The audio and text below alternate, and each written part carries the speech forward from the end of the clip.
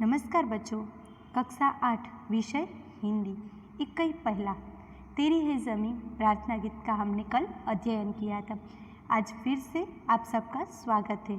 आज मैंने जो कल समझाई थी कविता उसके बारे में थोड़ी बहुत आज जानकारी दे देती हूँ और फिर बाद में यह जो स्वाध्याय पोथी है उसमें हम यह जो प्रश्न है उसका उत्तर लिखेंगे। ठीक है।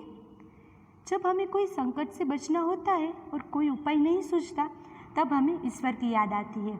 वह सर्वशक्तिमान और दयालु है। वह हमारी मुसीबत से छुटकारा दिलाता है। तेरी है ज़मीं प्रार्थना गीत में ईश्वर के प्रति ऐसा ही विश्वास हमें प्रकट हुआ है। यह कविता फिर से मैं एक बार थोड़ी समझा देती हूँ। ठीक है। हे ईश्वर, यह सारी धरती तुम्हारी है, यह आकाश भी तुम्हारा है। तुम बड़े दयालु हो।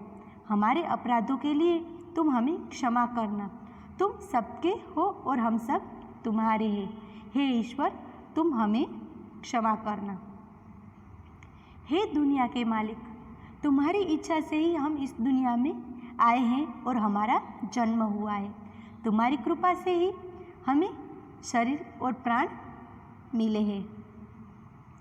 तुम हम पर अपनी दया दृष्टि बनाए रखना।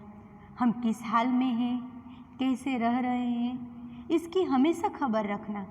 हे ईश्वर, तुम चाहो तो हमें जीवित रख सकते हो और तुम चाहो तो हमें मार सकते हो। आज हम सब तुम्हारे आगे सिर झुका के खड़े हैं। तुम्हारी शरण में हम सब आज सब खड़े हैं। हे सर्वशक्तिमान भगवान, तुम चाहो तो हम पर आई हर आफत को दूर कर सकते हो। ठीक है।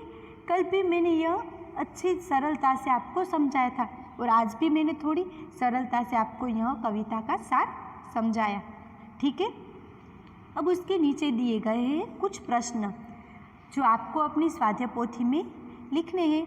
मैं यहाँ पर प्रश्न बोलूँगी और उसके उत्तर भी बोलूँगी। आपको अच्छी तरह से सुनना है। ठीक है। निम्नलिखित प्रत्येक प्रश्न के उत्तर के लिए दिए गए विकल्पों में से सही विकल्प चुनकर उसका क्रमाक्षर प्रश्न के सामने दिए गए बॉक्स में लिखिए। सूचना फिर से दोहराती हूँ। निम्नलिखित प्रत्येक प्रश्न के उत्तर के लिए नीचे दिए गए विकल्पों में से सही विकल्प चुनकर उसका क्रमाक्षर प्रश्न के सामने दिए गए बॉक्स में लिखिए। पहला है, हम दुनिया में खाली जगह की मर्जी से आए हैं। हम दुनिया में खाली जगह की मर्जी से आए। क्या जवाब आएगा? खुदा। देखो नीचे यहाँ पर दिया गया है किसकी मर्जी से आए हैं? खुदा की मर्जी से आए हैं। ठीक है। खुदा यानी कि भगवान। हम इस दुनिया में खुदा की मर्जी से आए हैं। दूसरा, हमें खुदा की खाली जगह से शरीर और प्राण मिले हैं। हमें खुदा की खाली जगह से शरीर और प्राण मिले हैं। क्या आएगा उत्तर? पहला है, देखो रहमत। रहमत यानी क्या? कृपा। हमें खुदा की कृपा से ही शरीर और प्राण मिले हैं। रहमत यानी कृपा। हमें खुदा की रहमत से ही यह शरीर और प्राण मिले हैं। अब आता है तीसरा, कवि चाहता है कि खुदा हम सब पर अपनी खाली जगह रखे। तो क्या आएगा? नज़र। क्या आएगा? नज़र। ठीक है। देखो यहाँ पर दूसरा ऑप्शन है, वो कवि चाहता है कि खुदा हम सब पर अपनी नज़र रखे। अब आता है चौथा, खुदा चाहे तो हर खाली जगह को टाल सकता है। फिर से दोहराती हूँ, खुदा चाहे तो हर खाली जगह को टाल सकता है। देखो दूसरा ऑप्शन है बी, आफत। क्या आएगा? आफत। ठीक है। खुदा चाहे तो हर आफत को टाल सकता है। अब आता है दूसरा प्रश्न। ठीक है। कौन सा वाला प्रश्न? दूसरा प्रश्न, कोष्टक में से उचित शब्द चुनकर रिक्त स्थानों की पूर्ति कीजिए। कोष्टक में से उचित शब्द चुनकर रिक्त स्थानों की पूर्ति कीजिए। ठीक है। अब मैं बोलती हूँ। पहला, तू है बड़ा खाली जगह, तू बख्शिश कर। क्या आएगा जवाब? मेहरबान। ठीक है।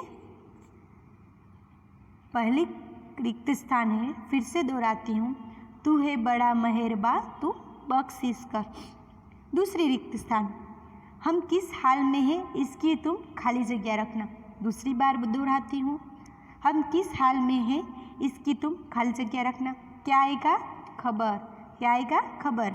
हम किस हाल में हैं इसकी तुम खबर रखना।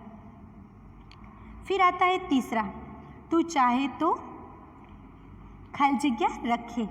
तू चाहे तो खाली जगह रखे। क्या आएगा? हमें। तू चाहे तो हमें रखे। फिर आता है चौथा, तेरे आगे झुका के खाली जगह हम खड़े हैं। फिर से दोहराती हूँ, तेरे आगे झुका के खाली जगह हम खड़े हैं। क्या आएगा? सिर। तेरे आगे झुका के सिर हम खड़े हैं। फिर आता है